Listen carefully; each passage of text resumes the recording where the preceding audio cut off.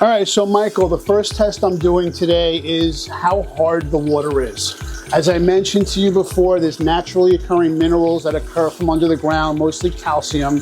The minerals aren't bad for us, but what happens is the minerals stick to everything and sticks to soap that sticks to your skin. Dry skin is typically from having hard water.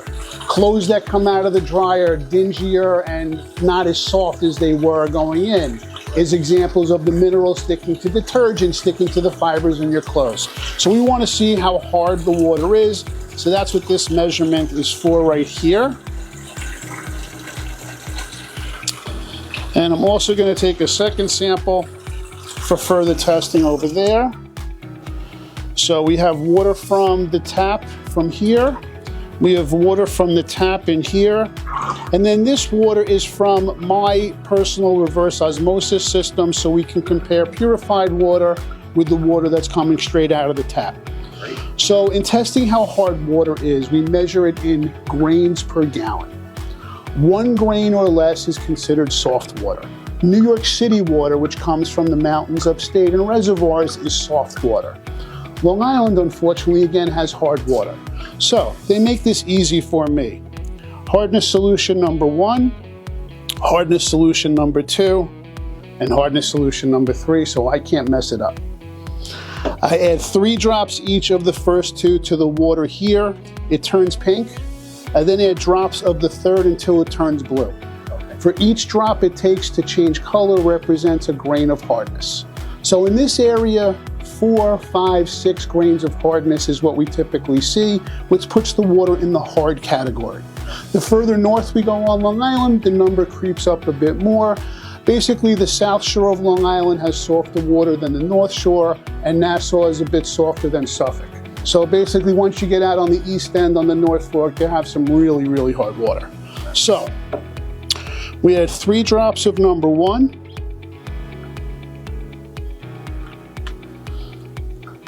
We add 3 drops of number 2.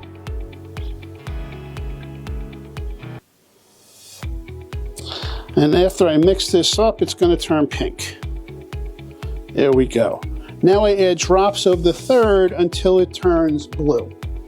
So in each drop it takes to change color represents a grain of hardness. So in this area, typically 4, 5, 6. We'll do 4 to start. We want it to turn blue. Purple, 4, that was the number 5. And that is our blue color. So between 4 and 5 grains of hardness, which is typically what we see. We're in Lynbrook now, but again, from area to area, different parts of Long Island have harder and softer water. So 4 to 5 grains. Next thing I'm testing for is something called total dissolved solids. So everything that's in your water that's not H2O.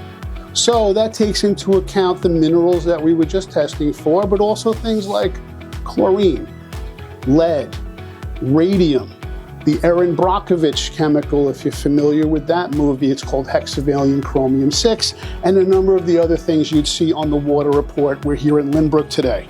So I have a sensitive little piece of equipment called a TDS meter, and if you can see, there's a 0 ppm there for parts per million. Ideally, when we're testing purified water, you want this number to be 10 parts per million or less as per the US Pharmacopoeia.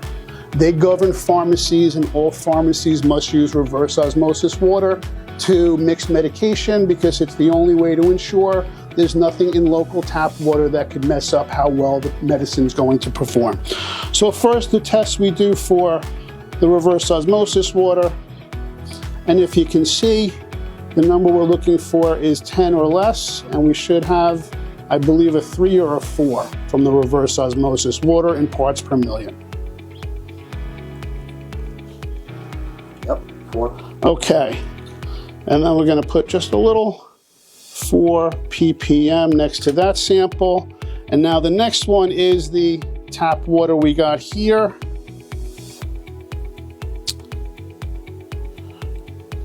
Which, as you can see, we're in the triple digits. Sorry, no decimals there. So I'm guessing we're in the 140s. And that means there's other things in the water besides just the minerals. Minerals take up roughly 1/3 of that. The other 2/3 is everything else that we have in Limbrick water. Major difference. Major difference. So after a reverse osmosis system is installed in this location, that number is going to be much closer to that 4 that you saw from the reverse osmosis system from my own personal system at home. All right, I'm just gonna put a 145 parts per million next to our tap water sample there. 45. Big difference. There's a lot of stuff, unfortunately, going on in the water. The last thing I'm testing for today is for chlorine. Now, chlorine is a very important part of our water system. Without chlorine, the bacteria, germs, cysts potentially can be in the water and can make you very, very sick. So it's an important aspect of having in our water. But chlorine and the human body were two things that were never meant to interact.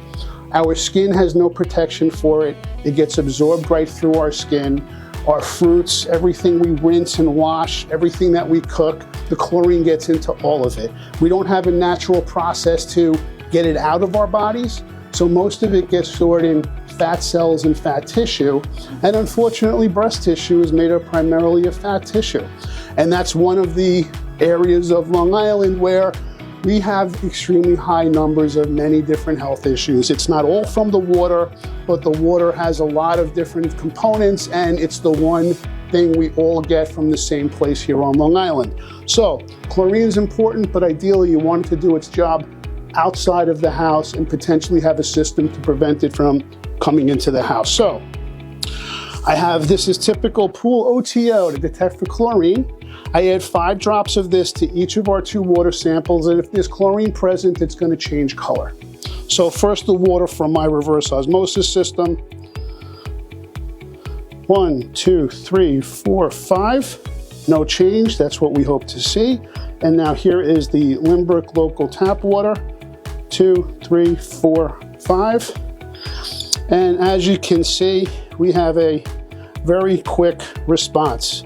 Yeah. Would you mind volunteering for me one Michael, ups for 1 second? Not to drink that, absolutely not. But I happen to have another cup that I'm going to fill. You know what that color looks like. All right, I'm going to fill this cup with the same tap water. Would you mind putting a finger in there and hold it there for about a minute? And then after that, I'm going to do the same chlorine test, and let's see if it has any effect with just your finger in there versus the straight water coming out of the tap. All right. Yeah. For those people interested in a more involved water test, we work with a number of independent labs where I can have a sample sent off, and it is a much more involved testing. There is a fee typically associated with that, where when I come to a house, it's complimentary, but there are people who really want to know a lot more about all the various different things potentially in their water, and that's something we can also help them with if they're interested. That's a great service, because honestly, if you don't see enough from this, but hey, there are people that want to know. Or they want to know specifically about a certain contaminant or chemical that maybe, you know, their child is especially sensitive to. So that's something we also can address. All right, I think that was long enough, Michael. We're going to take the same sample. I'm going to add the same 5 drops to the water that Michael put his finger in, and let's see what we see. I did wash my hands today, so.